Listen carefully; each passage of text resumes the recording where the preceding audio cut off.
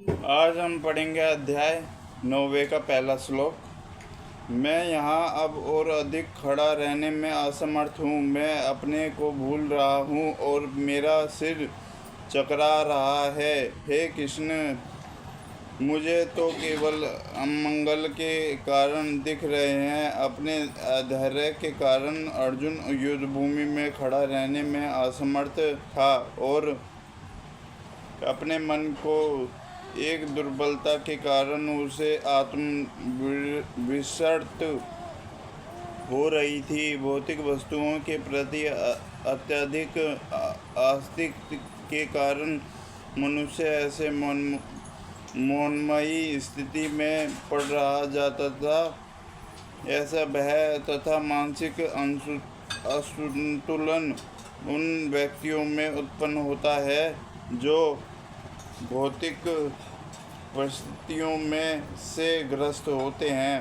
अर्जुन को युद्ध भूमि में केवल दुखदायी पराजय की प्रति हो रही थी। वह शत्रु पर विजय पाकर भी सुखी नहीं होगा।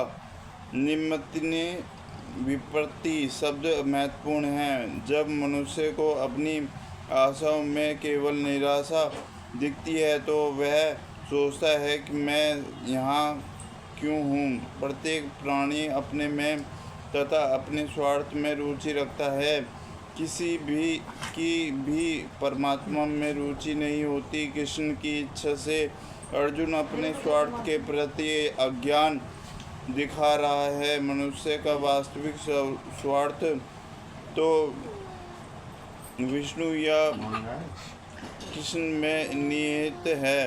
बद्ध जीव इसे भूल जाता है, इसलिए भौतिक कष्ट उठाने पड़ते हैं। अर्जुन ने सोचा कि उसकी विजय केवल अपने शोक का कारण बन सकती है।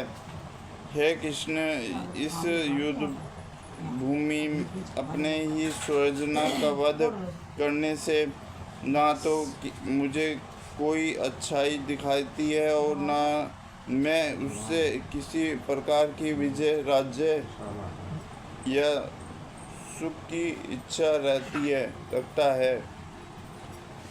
यह जाने के बिना मनुष्य का स्वार्थ विष्णु में है। सारे बद्धजीव शारीरिक संबंधों के प्रति यह सोचकर आकर्षित होते हैं कि वे ऐसे परिस्थितियों में प्रसन्न रहेंगे। ऐसे देहात बुद्धि के कारण वे भौतिक सुख के कारणों को भी भूल जाते हैं। अर्जुन को क्षत्रिय का नैतिक धर्म भी भूल गया था। कहा जाता है कि दो प्रकार के मनुष्य परम शक्तिशाली तथा ज्वालमान स्वयंमंडल में प्रवेश करने के योग्य होते हैं। यह है, एक तो क्षत्रिय जो कृष्ण की आज्ञा से युद्ध में मरता है तथा दूसरा सन्यासी जो अत्यधिक आध्यात्मिक अनुशीलन में लगा रहता है। अर्जुन अपने शत्रुओं को भी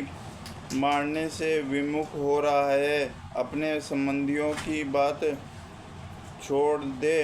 वह सोचता है कि स्वजनों को मारने से उसे जीवन में सुख नहीं मिल सकेगा, अतः वह लड़ने के लिए इच्छुक नहीं है। जिस प्रकार की भूख न लगने पर कोई भोजन बनाने को तैयार नहीं होता, उसने तो वन जाने का निश्चय कर लिया है, जहाँ वह एकांत में निराशापूर्ण जीवन काट सके। किंतु क्षत्रिय होने के नाते उसे अपने जीवन निर्वाह के लिए राज्य चाहिए, क्योंकि क्षत्रिय कोई अन्य कार्य नहीं कर सकता। किंतु अर्जुन के पास राज्य रहा है। उसके लिए तो राज्य प्राप्त करने का एकमात्र अवसर है कि अपने बंधु बांधवों से लड़कर अपने पिता के राज्य का उत्तराधिकार प्राप्त करे, जिसे वह करना नहीं चाह रहा है। इसलिए वह अपने को जंगल में एकवांश करके निराशा का एकांत जीवन बिताने के योग्य समझता है।